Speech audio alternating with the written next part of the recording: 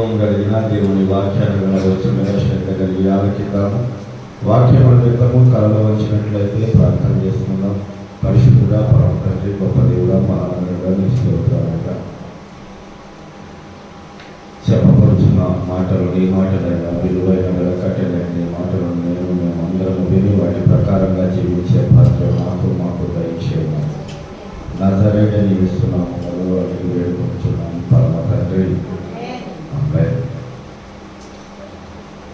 జాగ్రత్తగా దేవుని వాక్యాన్ని విందాం. 1వ సమూయేలు గ్రంథం 12వ అధ్యాయము 13వ వచనాన్ని ధ్యానించుకుందాం. కాబట్టి మీరు కోరి ఏర్పరచుకొనిన రాజు ఇతడే, యెహోవా ఇతనిని మీ మీద రాజుగా నిర్ణయించి ఉన్నాడు. దేవునికి స్తోత్రం. జాగ్రత్తగా ఈ మాటలను ఆలకిద్దాము. కాబట్టి మీరు కోరి ఏర్పరచుకొనిన రాజు ఇతడే. సమూయేలు దైవజనుడు, ప్రవక్త, దీర్ఘదర్శి, న్యాయాధిపతి ఇశ్రాయేలీయుల ప్రజలతో మాట్లాడుతున్నాడు. ఏమనంటే, మీరు కోరి మీరు ఏర్పాటు చేసుకున్న రాజు ఇతడే, ఇతరిని యెహోవా మీ మీద రాజుగా నిర్ణయించాడు. జాగ్రత్తగా వినాలి.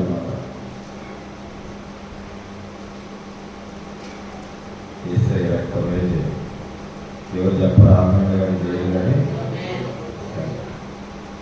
సౌలు ఇశ్రాయేలీయుల ప్రజలందరూ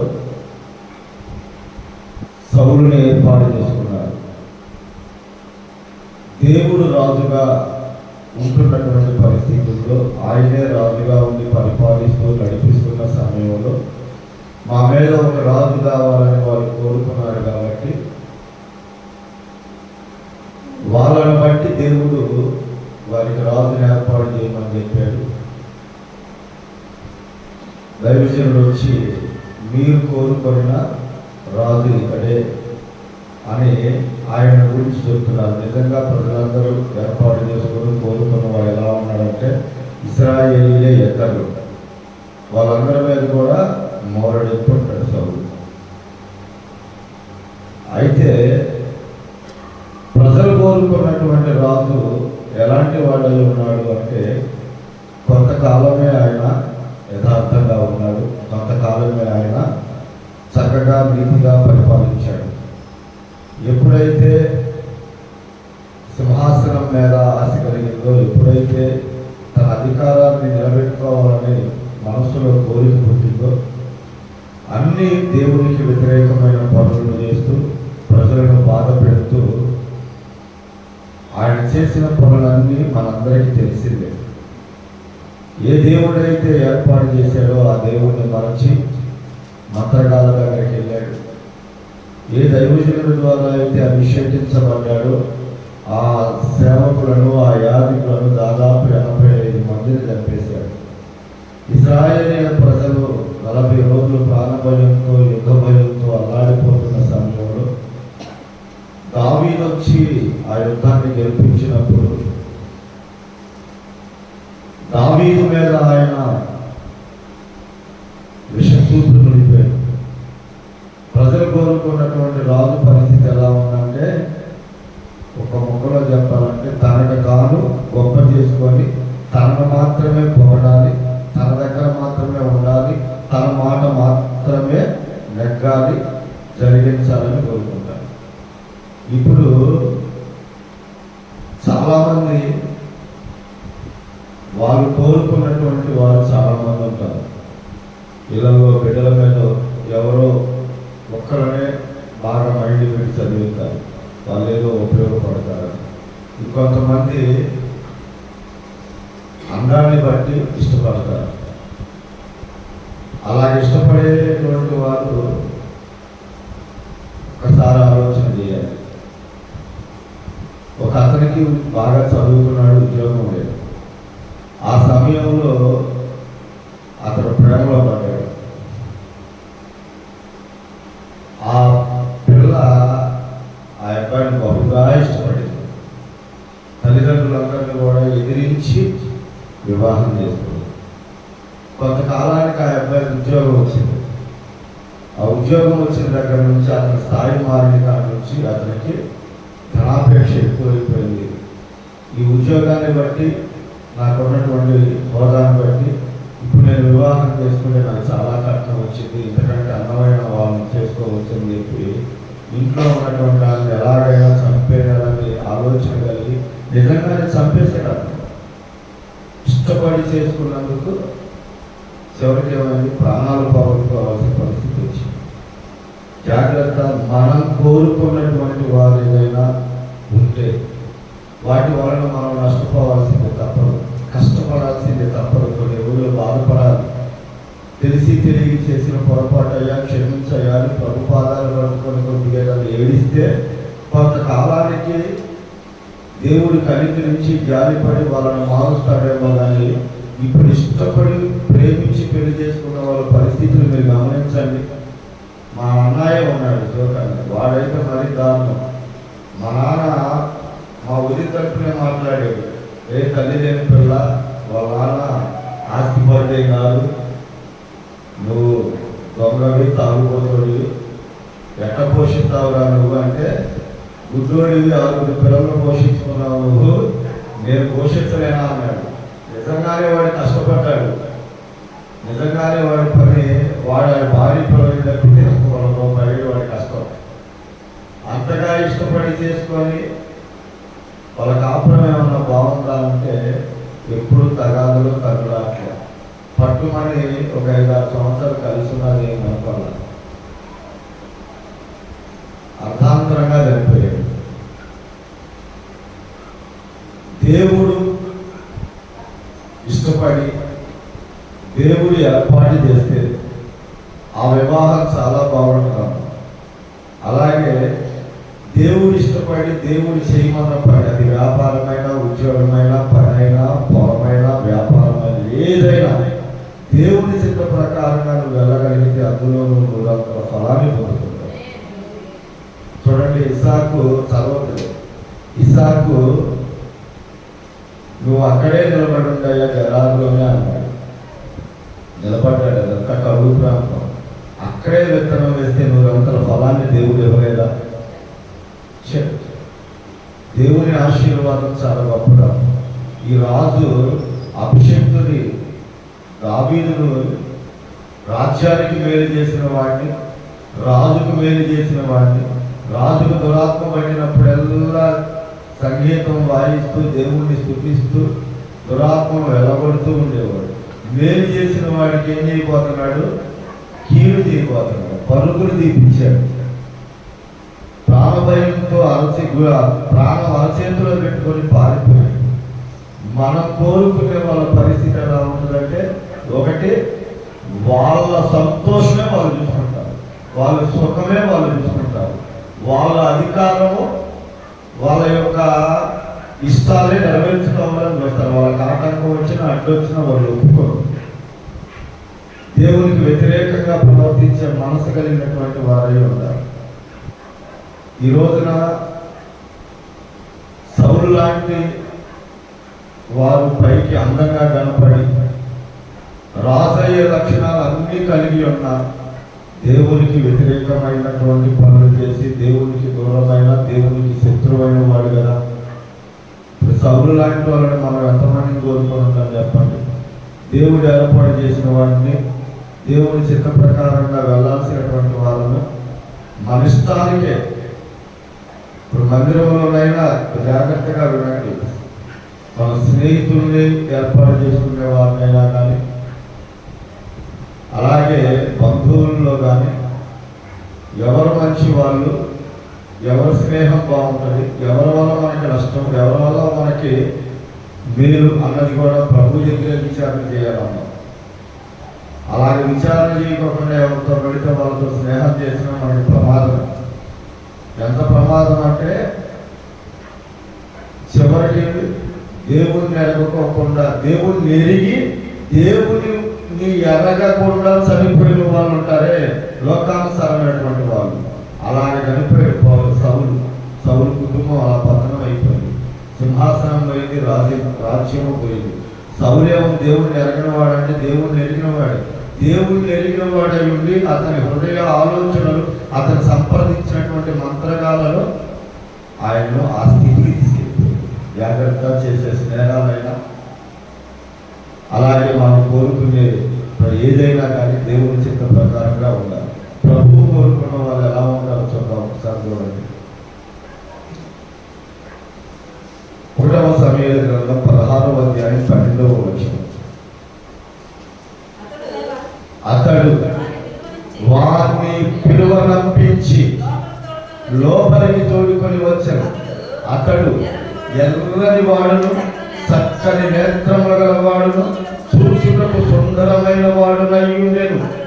అతడు రాగానే, నేను కోరుకున్నవాడు ఇతడే, నీవు లేచి వారిని అభిషేకించమని యెహోవా సెలవీయగా, సమూయేలు తైలపు కొమ్మును తీసి వారి సహోదరుల ఎదుట వారికి అభిషేకము చేసెను.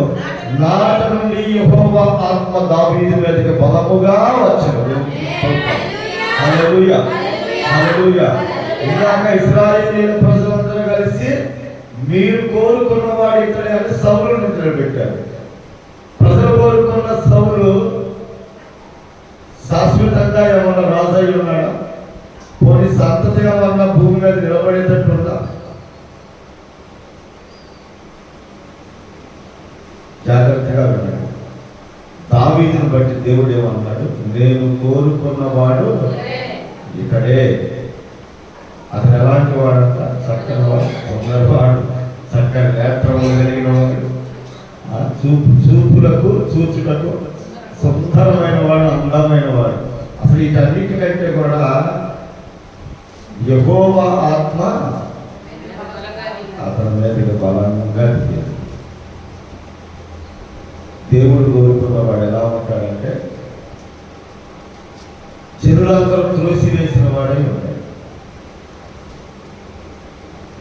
చెరువులందరూ వచ్చి వీడ ఈమె అని సాక్ష్యం పొందేటట్టుంటారు. దావీదుని తండ్రి పట్టించుకోవాలి, అన్నదమ్ములు పట్టించుకోవాలి. ఇప్పుడు నేను ఒక మాట, మనం సపోజ్ మన ఇంట్లో ఒక మంచి కార్యం జరుగుతుంది, శుభకార్యమే జరుగుతుంది, లేకపోతే ఒక ఫంక్షనే జరుగుతుంది. అసలు ఆ రోజుల్లో రాజుగా అభిషేకించడం అంటే అది ఒక గొప్ప పని. అలాంటి గొప్ప పనికి, అలాంటి పని ఇంట్లో జరుగుతుంటే, ఇంటి వారికి జరుగుతుంటే ఇంట్లో వాళ్ళందరూ ఉండాలా వద్దండి? ఉండాలా వద్దా? ఒక మాటలో చెప్పండి.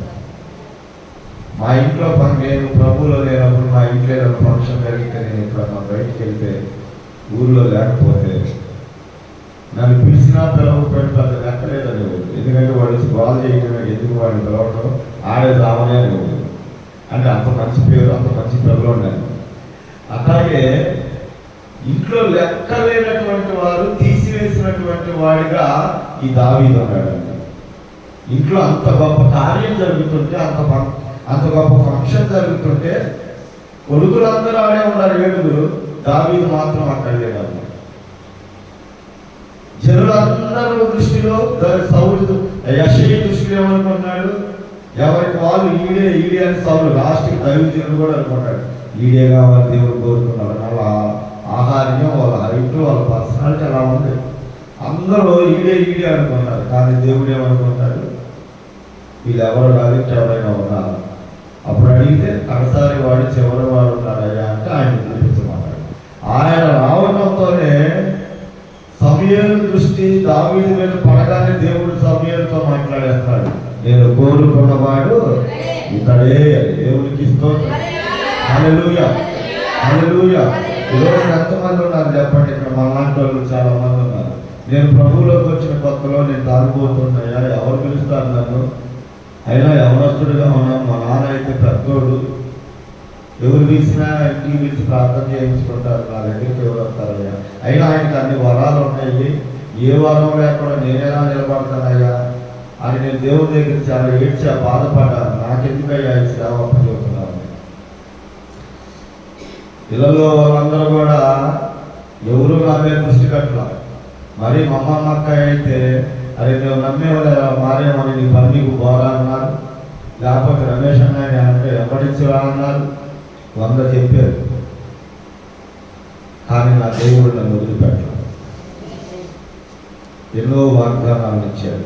ఈ కడవరి మందిరం యొక్క మహిమ మునుపటి మందిరంలో ఇచ్చునని సైన్యంలో సెలవిస్తున్నారని వాగ్దానం చేశాడు. నాలో ఉండి నాతో ఉండి జరగాల్సిన కార్యాలు జరిగిస్తానన్నాడు. సహోదరుల్లో ప్రవక్త ఉన్నాడని తెలియపరుస్తానన్నాడు. ఇలా ఎన్నో వాగ్దానాలు ఇచ్చి ప్రభువులను తెచ్చారు. ప్రజలందరికీ మాత్రం ఎవరికి నేను పాస్టర్ అవ్వాలంటే ఇష్టమే లేదు, పాస్టర్ అయ్యే లక్షణాలు నాలో లేవనే అనుకున్నారు. తీసివేసిన వాళ్ళను దేవుడు కోరుకుంటాడు. ఇప్పుడు యెషయా ఇంట్లో దావీదు తీసేశారు, అసలు లెక్కలో లేకుండా ఉంచారు. ఎవరైనా ఇంట్లో జరుగుతున్న గొప్ప కార్యానికి, గొప్ప ఫంక్షన్కి, గొప్ప విందుకి పిలవకుండా ఉంటారో చెప్పండి? ఖచ్చితంగా పిలుస్తారు. కానీ దావీదుని పిలవలేదంటే ఎవరి దృష్టిలో ఆయన లేడు. ఎవరి దృష్టిలో లేనటువంటి దావీదును నా దేవుడు కోరుకున్నాడు. దేవునికి స్తోత్రం. ఈరోజు మనలో కూడా చాలా మంది పరిస్థితి అలానే ఉంది. ఎంత చేసినా ఏం చేసినా మనం అంటే లెక్కలేదు, మనం అసలు పట్టించుకోరు. ఏంటంటారు, కోపంలో కరేపాకులు తీసేసినట్టు తీసేస్తున్నారు. నేను ఎంత చేశాను, ఏం చేశాను దేవుడికే తెలుసు, నాకే తెలుసు అని మనం చెప్పుకోవటమే, మనం బాధపడటమే. కానీ మన ఇళ్ళలో మన గురించి ఎవరు, అమ్మో మా అమ్మ దేవత, మా అత్త దేవత, మా అక్క దేవత అని అనుకునే వాళ్ళు ఎవరు లేరు. ఒకవేళ దావీదులాగా త్రోసివేయబడి తృణీకరించబడి ఎన్నిక లేని వాళ్ళగా ఉంటే నా దేవుడు మిమ్మల్నే కోరుకుంటున్నాడు. నా దేవుడు మిమ్మల్నే ఇష్టపడుతున్నాడు. నా దేవుడు మిమ్మల్నే గొప్ప చేస్తాడు. అందరూ తృణీకరించేశారు, దావీదు దేవుడు తృణీకరించలేదు. దేవుడు కనబడగానే సమూయేలుతో చెప్తున్నాడు, నేను కోరుకున్నవాడు ఇతడే అని. హల్లెలూయా, హల్లెలూయా. ఎంత గొప్ప రాజు అయ్యాడు, ఎంత మంచి రాజు. రాజుగా ఉన్న నాటి నుండి జీవం కలిగిన దేవుని పక్షాన్ని నిలబడి యెహోవా యుద్ధాలు జరిగిస్తూ ప్రజలను చక్కగా పరిపాలిస్తూ జీవం కలిగిన దేవుని మందిరాన్ని కట్టడానికి మనసు కలిగి ఎన్నో నియమ నిబంధనలతో దేవుని వాక్యానుసారంగా ఆయన స్తుతిస్తూ ప్రార్థనా జీవితం గడుపుతూ జనులందరినీ మందిరానికి వెళ్ళాలని ఆశపడి ప్రజలు దేవుని మందిరానికి వెళ్తానన్నప్పుడు దావీదు బహు సంతోషపడ్డాడు. హల్లెలూయా. ఇలాంటి మనస్సు కలిగిన వాడు కాబట్టి దావీదు దేవుడు కోరుకున్నాడు. ఈరోజు దేవుడు నిన్ను కూడా కోరుకోవాలంటే నువ్వు దేవుని మందిరానికి వెళ్ళే మనస్సు కలిగిన వాళ్ళమై ఉండాలి. మందిరానికి నడిపించే మనసు కలిగిన వాళ్ళమై ఉండాలి. ప్రార్థించే మనసు కలిగిన వాళ్ళమై ఉండాలి. స్తుతించే మనసు కలిగిన వాళ్ళమై ఉండాలి. దేవుని పక్షాన్ని నిలబడగలిగిన వాళ్ళమై ఉండాలి. ఇప్పుడు ఎవరన్నా వచ్చి ఎందుకు చేస్తున్నారన్నా పాండి అంటే ఒక్కడన్నా నిలబడతారా? ఈ మందిరం మీది కాదు, ఈ స్థలం మీది కాదు, పడగొట్టాల్సింది అంటే ఎవరన్నా నిలబడతారు కదా? నిలబడతారా? నిలబడేవారు ఉన్నారా? దేవుని కోసం నిలబడేటువంటి వారు ఎంతమంది ఉన్నారు? యెహోవా యుద్ధములు జరిగించేవాడు దావీదు. ప్రభు నామ ఘనతకై నిలబడేవాడు. కొన్ని లక్షల మంది ఇశ్రాయేలీల ముందు సవాలు కొట్టి తొడగొట్టి సవాలు చేసినటువంటి వాడు మేడ దగ్గరకు వచ్చేసాడమ్మా. యెహోవా యుద్ధం అని. దేవునికి స్తోత్రం. హల్లెలూయా. దేవుని పక్షాన నిలబడగలిగిన మనస్సు నీకుంటే, ప్రార్థించే మనసు, స్తుతించే మనసు, జీవం కలిగిన దేవుని మందిరం మీద మక్కువగలిగిన మనసు, దాన్ని కట్టాలన్న మనసు కానీ, ఆ మందిరం పని చెయ్యాలన్న మనసు కానీ, ఆ మందిరాన్ని సుందరంగా తీర్చిదిద్దడంలో నీ పాత్ర ఎంత పట్టుకోవాలో ఒకసారి ఆలోచన చేసుకో. అలా ఆలోచన కనుక నీకు వచ్చింది అంటే దేవుని దృష్టిలో నువ్వు ఉన్నట్టే. ఎందుకంటే 2 లక్షల మనుగుల బంగారం, 10 కోట్ల మనుగుల వెండి, ఇనుము, ఇత్తడి తోసక్యంగా ఆస్తి మందిరాన్ని కట్టడం కూడా దావీదు పోగు చేశాడంట. హల్లెలూయా. దేవునికి స్తోత్రం.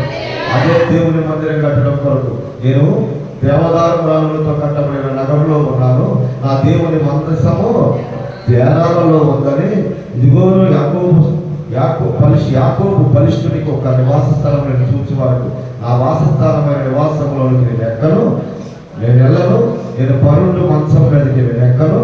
నా కన్నులకు నిద్ర రానిను, నా కన్నుల పాపలకు కురుపప్పు పాలు రానినని ప్రమాణం చేశారు. హల్లెలూయా. అలాంటి మనస్సు ఉంది కాబట్టి ప్రభు కోరుకున్నాడు. ప్రజలందరూ తీసేశారు, ప్రజలందరూ తునీకరించేశారు. చాలా మంది మీరు గమనించండి, మందిరానికి వెళ్తారన్నా, మందిరం పని చేస్తారన్నా, మందిరానికి వెళ్దామన్నా, మందిరంలో కాసేపు ఆరాధనలో, ప్రార్థనలో, వాక్యంలో ఉందామన్నా ప్రజలు ఒప్పుకోరు. చాలా మంది ఒప్పుకోరు. ఒప్పుకోనటువంటి వారందరూ ఎవరి దృష్టిలోకి ఎలాంటి పరిస్థితుల్లోకి వెళ్ళిపోతారు? ఎదురు తీసుకొచ్చి నిలబెడితే ఈడు గారు పక్కకు పంపి, ఈడు గారు పక్కకు పంపి అనేవాళ్ళే వాళ్ళు. ఎప్పుడైతే మందిరంలో ఆరాధన, ప్రార్థన, మందిరపు పని, మందిరం మీద మక్కువ నువ్వు కలిగి ఉన్నావు, ఖచ్చితంగా దేవుని దృష్టిలో నువ్వు ఉండాలి. దేవుడు నిన్ను కోరుకున్నాడు, నీ ఇంటిలో నిన్ను కోరుకున్నాడు అంతే. నీ కాలేజీ, నీ స్కూలు, నీ ఉద్యోగం, నీ వ్యాపారంలో నిన్ను కోరుకున్నాడు అంతే. నా దేవుడు నిన్ను కోరుకుంటే చుట్టుపక్కల మొత్తాన్ని అణిచివేస్తాడు, నిన్ను గణపరుస్తాడు, యెహోవా పక్షాన్ని నిలబెట్టుకొని వాడుకుంటాడు. దేవునికి స్తోత్రం. హల్లెలూయా. చూడండి, ఒక మాట నేను మీకు చూపిస్తాను.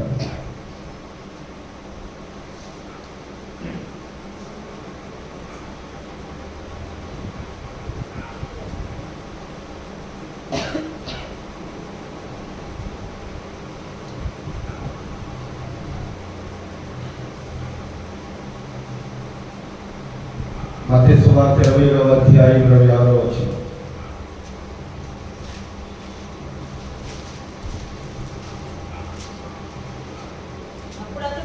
అప్పుడు అతడు వారు కోరినట్టు బరబ్బను వారికి విడుదల చేసి యేసును కొరడాలతో కొట్టించి సిలువ వేయాలని అప్పగించాడు. దేవునికి స్తోత్రం, దేవునికి స్తోత్రం. హల్లెలూయా. అమ్మా, వీళ్ళు ఎవరు కోరుకున్నారు? బందిపోటు దొంగ కోరుకున్నారు. అందరూ కలిసి యేసుక్రీస్తు ప్రభువాన్ని తృణీకరించేశారు, సిలువ వేయమని కేకలు వేశారు. మన నిర్ణయాలన్నీ ఇలానే ఉంటాయి. నిరపరాధిని, ఏ పాపము చేయని, ఏ నేరము చేయని వాడినేమో చంపేయి, నరికేయి అంటున్నారు. బందిపోటు దొంగ, నరహంతకుడు, వాడిని మాత్రము విడుదల చేసి మాకు పంపించమని అడుగుతున్నారు. ఈరోజు చాలా మంది అలాంటి మనస్తత్వం కలిగిన వాళ్ళే ఉన్నారు. క్రైస్తవులు, నీతి పౌరులను, యథార్థ పౌరులను, దేవుని పిలుపున్న వాళ్ళని, దేవుని భయము భక్తి కలిగి జీవించే వాళ్ళని తృణీకరించి, హేళన చేసి, అవమానించి, నిందలేసి, వాళ్ళకు కావలసినటువంటి వారిని వారి స్నేహితులుగా కోరుకుంటున్నారు. వాళ్ళకి ఇష్టమయ్యి వెడలి వెళ్ళిపోతున్నారు. యేసుక్రీస్తు ప్రభు వారిని వదిలిపెట్టుకున్న ఎవరికైనా పరలోకం ఉందా? ఎవరికైనా జీవగ్రంథంలో పేరుందా? మీరు ఆలోచన చేయండి. దేవుడు కోరుకున్నవాడు దావీదు దేవుని హృదయానికి ఇష్టానుసారం ఆయన ఉద్దేశములన్నీ నెరవేర్చేవాడు. దావీదులో ఎన్నో సుగుణాలను చెప్పడానికి వీల్లేదు. క్షమించే గుణం ఉంది,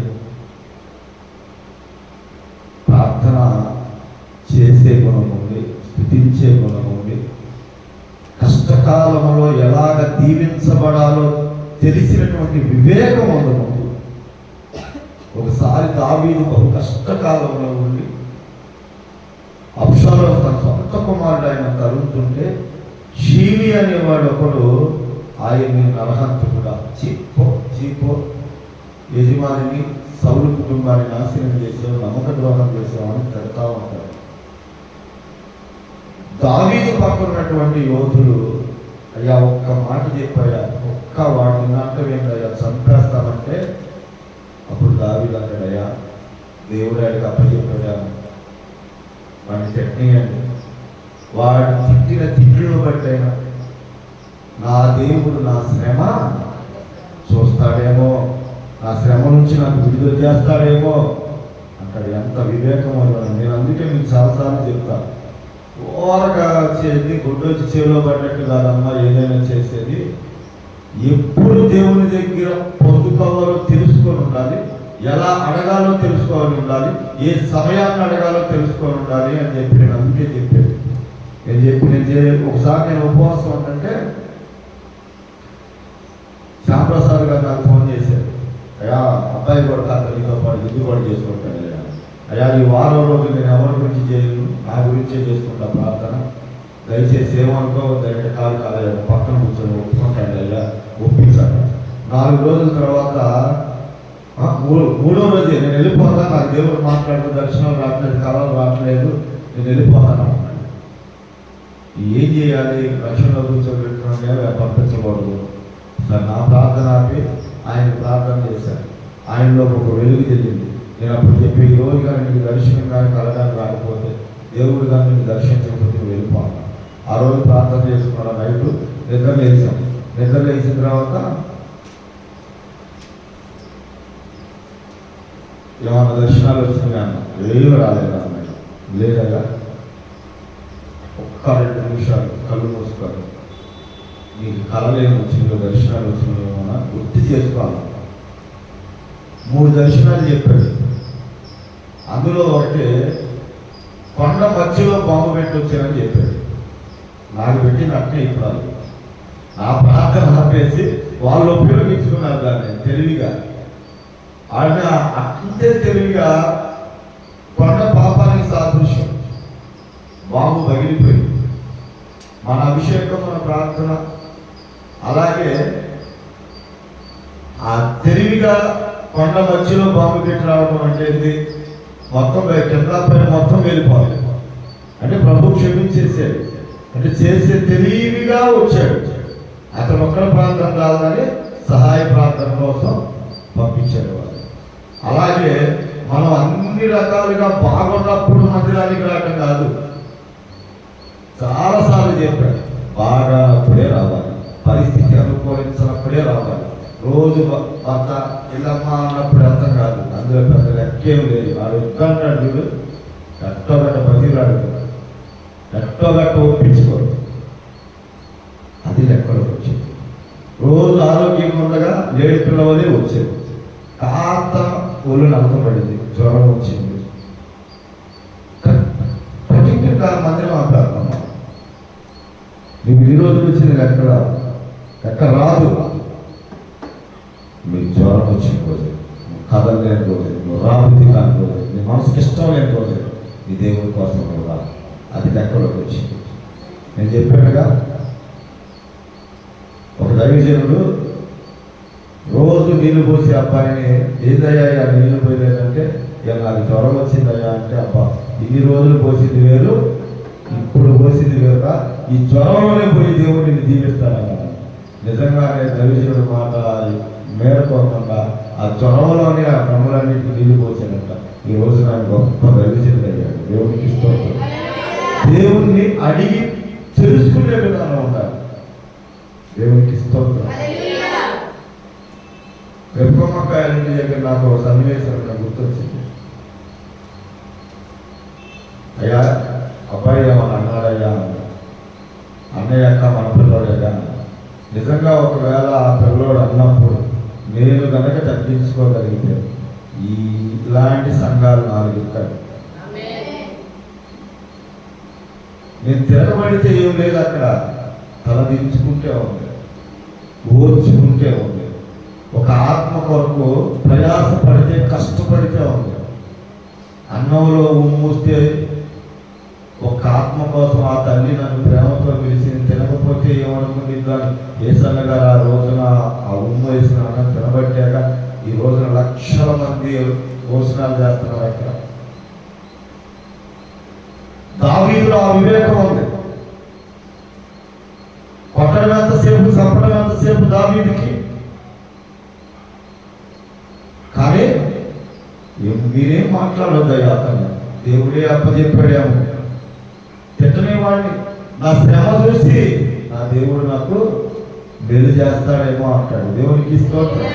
అన్న వాళ్ళని అంటాం పెద్ద విషయమే ఉంటాము, ఓర్చుకుంటే ఉంది.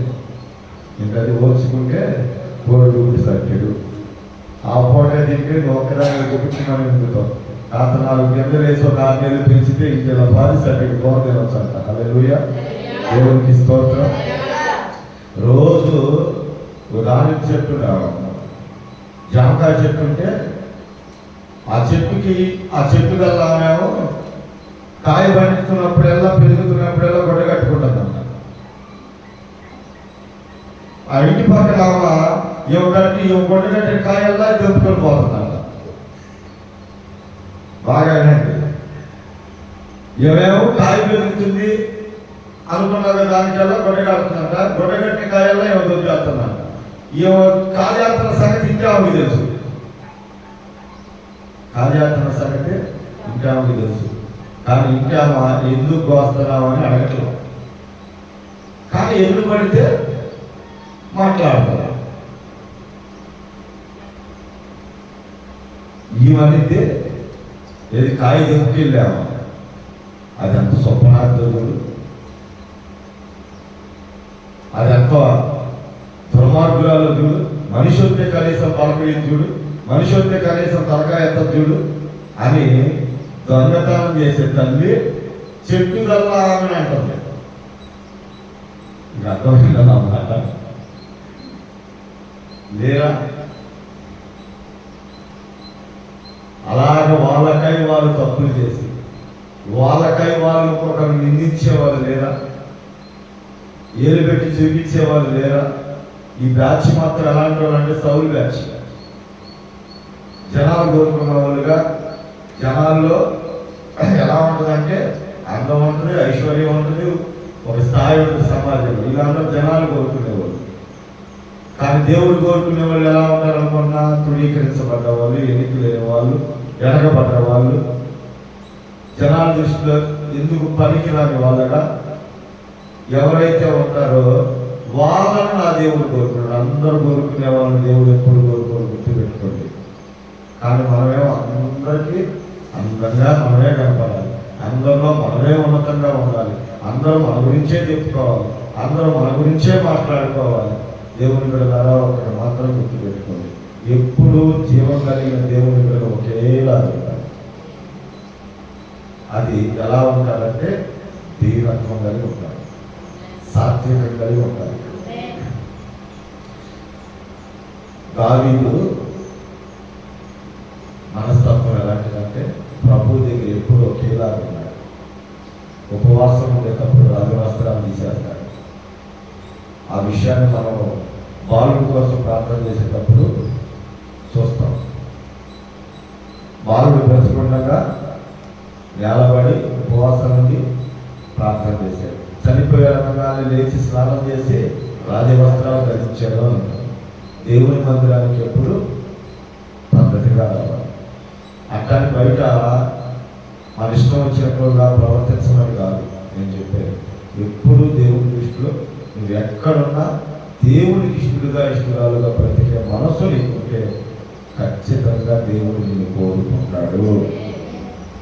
యేసుక్రీస్తు ప్రభు వారిని తండ్రి కోరుకోలేదా? బాప్తిసం తీసుకుని వదిలేకి రాగానే నేను కోరుకున్నవాడు సరే, ఈయన యందు నేను ఆనందిస్తున్న, ఈయన నా ప్రియ కుమారుడు. దేవుడు కోరుకున్న యేసుక్రీస్తు ప్రభు వారు ఈ భూమి మీద ఆయన చిత్తమే నెరవేర్చాడు, ఆయన చిత్త ప్రకారమే జీవించాడు. తండ్రి ఉంటే ఒక రకంగా ఉంటారు ఇంట్లో పిల్లలు, తల్లి ఉంటే ఒక రకంగా ఉంటారు ఇంట్లో పిల్లలు, వాళ్ళు ఇద్దరు లేనప్పుడు ఇంకో రకంగా ఉంటారు పిల్లలు. అలాగా చాలా మంది దేవుని పిల్లలు బయట కూడా ఉంటారు.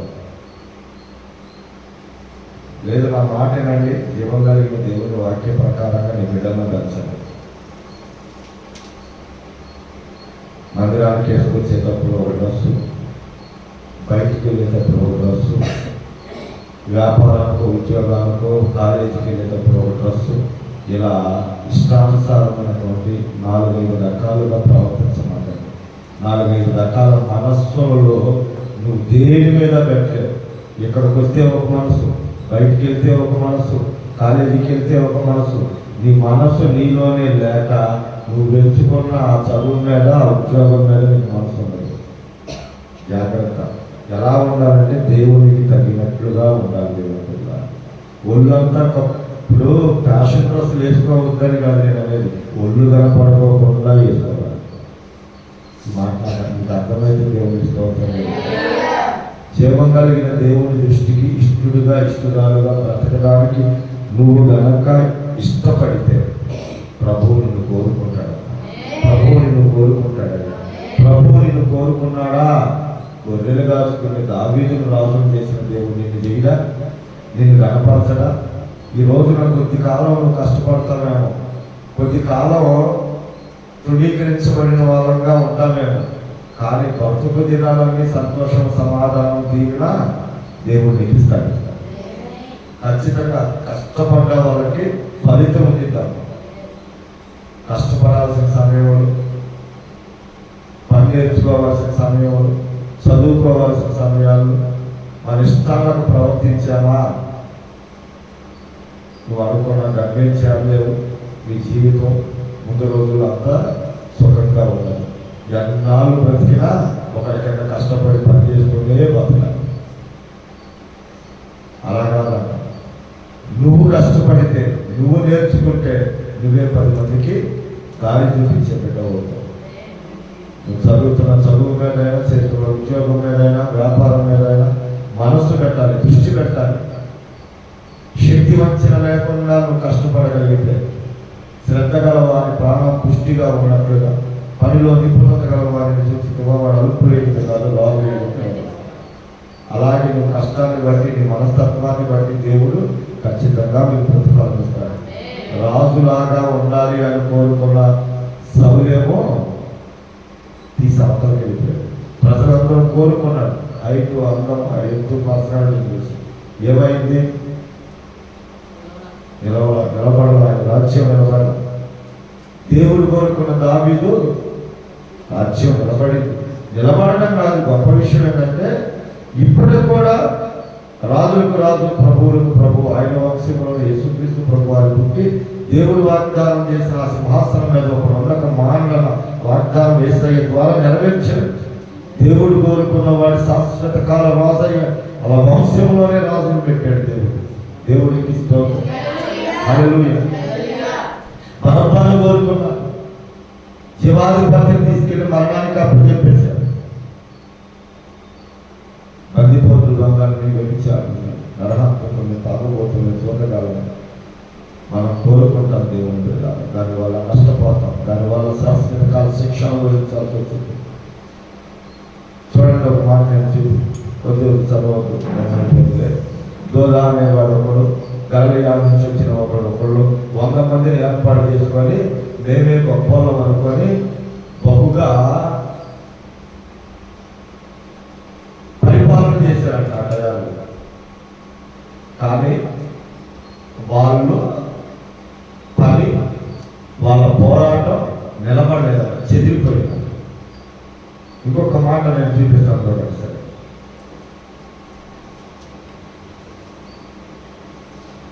అపోస్తుల కార్యముల గ్రంథం 8వ అధ్యాయం 10వ వచనం.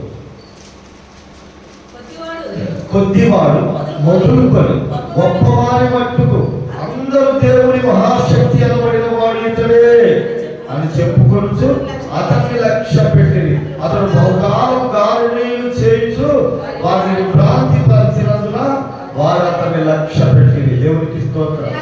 ఏంటంట? దేవుని మహాశక్తి అనబడిన వాడు ఇతడే అంట. ఎవడీడు? గారడి సీమోను. గారడి పనులు చేస్తాడు, జనాన్ని గర్భిణి చేస్తాడు, మాయోపాయాల చేత వారిని విభ్రాంతి, ఆశ్చర్యం కలిగిస్తాడు. వీడు జనులందరి దృష్టికి ఎలా ఉన్నాడంటే, కొద్ది వాళ్ళ దృష్టికి, గొప్ప వాళ్ళ దృష్టికి దేవుని మహాశక్తిలా ఉన్నాడు. అసలు మహాశక్తి వచ్చేసింది ఒకసారి. పేతురు గారు చూడండి, ఆ మాట నేను మీకు తెలుస్తున్నాను.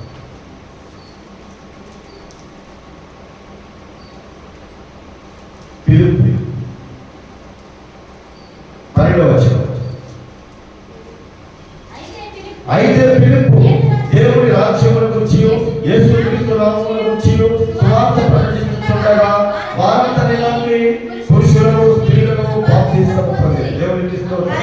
అప్పుడు సీమోను కూడా నమ్మి బాప్తిసం పొంది పిలుపు భార్యకుంది సూచన క్రియలను గొప్ప అద్భుతములను జరుగుతూ చూసి రాత్రి ఉంది.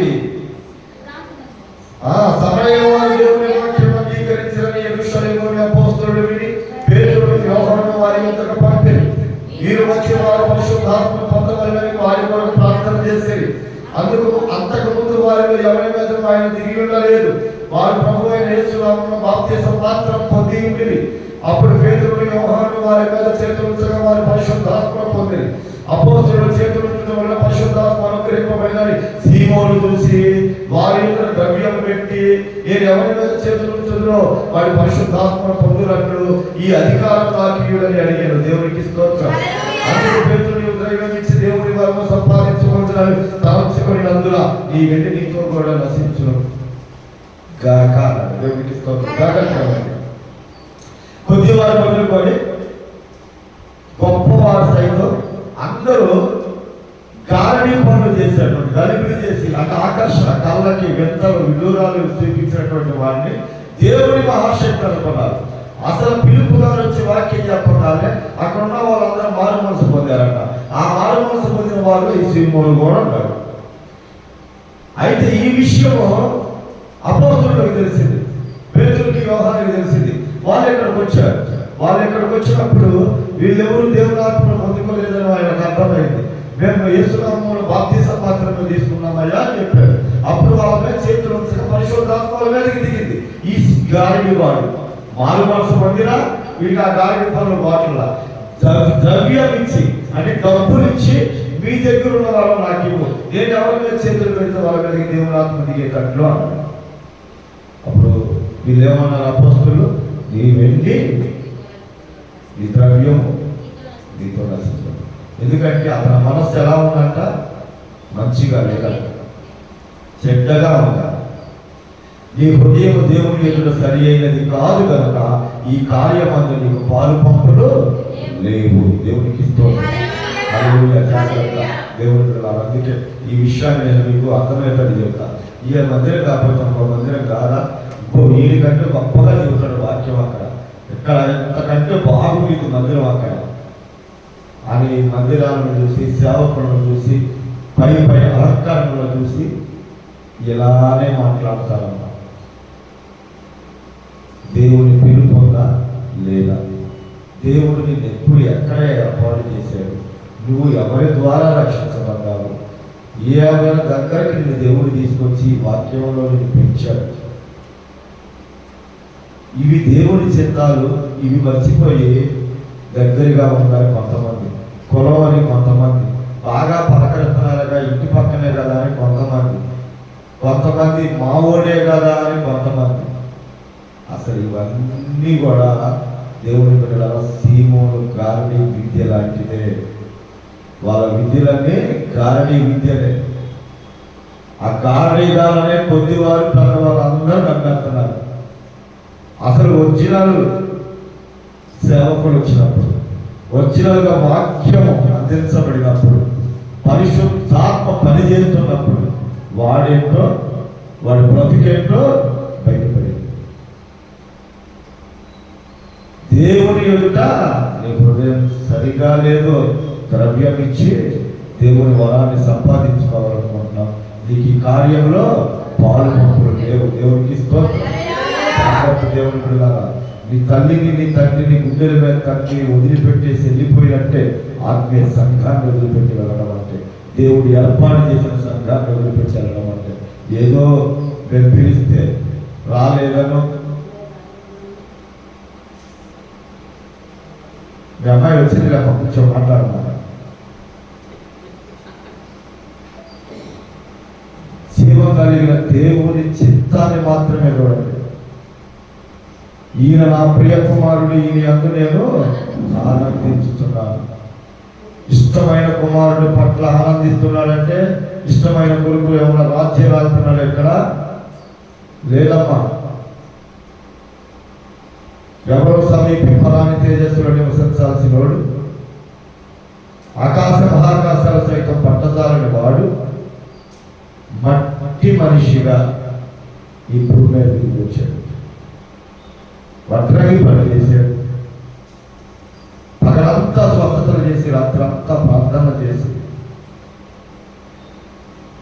శిలువ త్యాగం మన కొరకు చేసి తండ్రి ఏదైతే చెప్పాడో దాన్ని సమస్తాన్ని నెరవేర్చి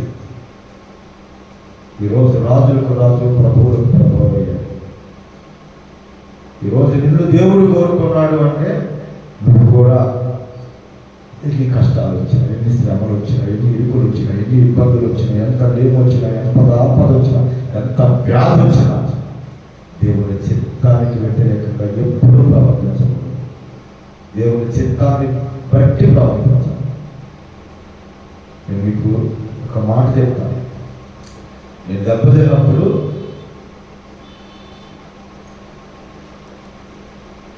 రెప్పమ్మకాయ ఒక మాట ఉంది, మా పిల్లలతో వదిలిపడితే మా పిల్లలను మేము వదులుకుంటాం అయ్యా, మా తండ్రి అయ్యా అంది. దేవుడికి స్తోత్రం. ఆ ఇంట్లోనే వాళ్ళ రక్త సంబంధికులే మన దగ్గర రక్షించబడి మనం వదిలిపెట్టేది. వాళ్ళ కుటుంబంలో విషాదాన్ని ఈ రోజులు మనం చూస్తున్నాం. ఆయా తల్లి కుటుంబంలో సంతోషాన్ని మనం చూస్తున్నాం. అంతకంటే దేవుడి చిత్తం ఉందని చెప్పి మనం ఎలా చెప్పగలుగుతాం చెప్పండి? అర్థం చేసుకోండి. నీ తల్లిదండ్రులను దేవుడు ఎలా ఇచ్చాడో నీ సేవకుని సేవకురాలను అలా వేస్తాడు. నీ ఇంటిని దేవుడు నీకు ఎలా ఇచ్చాడో నీ సంఘాన్ని దేవుడు నీకు అలాగా ఇస్తాడు. సంఘం ఇల్లు శుభ్రం చేసి బాగుంటే వచ్చి కూర్చుంటావా? బాగానప్పుడు నువ్వు ఓడవా? నువ్వు శుభ్రం చేయవా? నువ్వు కష్టపడవా? బాధ్యత నీకు లేదా? ప్రజల మాటలు విని తల ఉంచుకోలేకపోతున్నావు అన్న మాటలు చాలా మంది అన్నప్పుడు నేను దయచేసి నేను చెప్తున్నా, ప్రజల వ్యతిరేకతలు ఎవరి మీదకి వస్తాయంటే శిలువకు శత్రువులుగా ఉన్నటువంటి వారే ఆ మాటలు మాట్లాడతారు. నశించే వారే అలాంటి మాటలు మాట్లాడతారు. జీవం కలిగిన దేవుని బిడ్డలు ఎప్పుడు కూడా ఎంతటి ఘోర పాపినైనా క్షమించమని ప్రార్థన చేస్తారు. క్షమించే మనసు మనకు ఉండింది, ప్రేమించే మనసు మనకు ఉండింది. అందరూ త్రోసివేసిన వాళ్ళకి, పడిపోయిన వాళ్ళకి, చీదరించుకున్న వాళ్ళకి మన చేతులతో అన్నం పెట్టే మనసు దేవుడు మనకు ఒక్కరికే ఇచ్చాడు. అలాంటి మనసు కాని వాళ్ళకి గుండెల మీద తన్ని వెళ్ళే వాళ్ళు దేవుని బిడ్డలు ఎలా అవుతారు చెప్పండి? చాలా మంది మన సందస్సులు అవుతుంటే ఆడికే వెళ్తున్నారని ఎక్కడ చేసేవాళ్ళు. పాప కూర్చోడానికి కూడా ఓపిక లేకుండా పోయిన జనానికి. మనం అట్లానే ఉన్నాం. వాళ్ళు క్రమక్రమంగా ఒకళ్ళు వెళ్ళిపోతున్నారు, తగ్గిపోతున్నారు. జాగ్రత్త. జీవం కలిగిన దేవుడు కోరుకున్న వాళ్ళు తృణీకరించబడిన వాళ్ళే, ఎన్నిక లేని వాళ్ళే, అజ్ఞానులే. ఆ మాటే ప్రభువు చెప్పాడు. ఆ మాటే అపోస్తుల పౌలు గారు పత్రికలో రాశారు. అజ్ఞానులను, తృణీకరించబడిన వారిని, ఎన్నిక లేని వారిని దేవుడు ఎన్నుకుంటున్నాడు అని. అన్నీ ఉన్నవాళ్ళు, ఏ మచ్చ లేని వాళ్ళు, సుందరంగా ఉన్నటువంటి మందిరాలు ఇవి కాదమ్మా ప్రభు కోరుకునేది. నీ చదువు, నీ బలము, నీ అందం, నీ జ్ఞానం ఏమి పనికిరా దేవుని ముందు. అవన్నీ లేకుండా అయ్యా నువ్వు తప్ప నాకు దిక్కు లేదయ్యా అన్న వాళ్ళనే దేవుడు ఎన్నుకుంటాడు. ఆయన జ్ఞానం అసలు ఏం తెలియదు అంటారు తల్లిదండ్రులు పెట్టుకున్న పిల్లలు. వీళ్ళు ఎలా నాలుగు అన్నారో తెలియదు, వాళ్ళని ఎందుకు అన్నారో తెలియదు. మహానుభావులు చాలా మంది ఉంటారు. జాగ్రత్త. నీ జ్ఞానము, నీ తెలివి, నీ అందము, నీ బలము ఏం పనికిరా దేవుడు వెళ్ళాలి. దేవుని చిత్తం మాత్రమే నిలబడింది. దేవుడు కోరుకున్న వాళ్ళు మాత్రమే గొప్పలు అవుతారు. మనం కోరుకుంటేనో లేకపోతే మనం ఇతరులు కోరుకుంటేనే అవ్వరు. వీడు కోరుకున్నాడు దేవుని వాళ్ళని అయ్యిందా? నీ ద్రవ్యం నీతో నశించిపోతున్నా బాబు. నీ హృదయం దేవుని ఎదురు సరిగా లేదు. అలాగే ఇశ్రాయేలు రాజు సౌలు అందరూ కోరుకున్నాడు. ఏమన్నా రాజ్యం నిలిచిందా? దేవుడు కోరుకున్న దావీదు రాజ్యం శాశ్వత కాలం నిలబడింది. హల్లెలూయా. అలాగే దేవుడు మనందరినీ కోరుకున్నాడు కాక దేవుడు ఈ మాటలు దీవించిన కాక ప్రార్థన చేస్తున్న పరిశుద్ధుల ప్రభుత్వానికి గొప్ప దేవుడు మనందరూ చెప్పబడిన మాటలు నీ మాటలు విలువైన నీ మాటలు మేము అందరం ఉన్నాం. ఆ మాటల ప్రకారంగా జీవించే భాగ్యం నాకు మనం దయచేస్తున్నాం. నా సరిగా చేస్తున్నాము.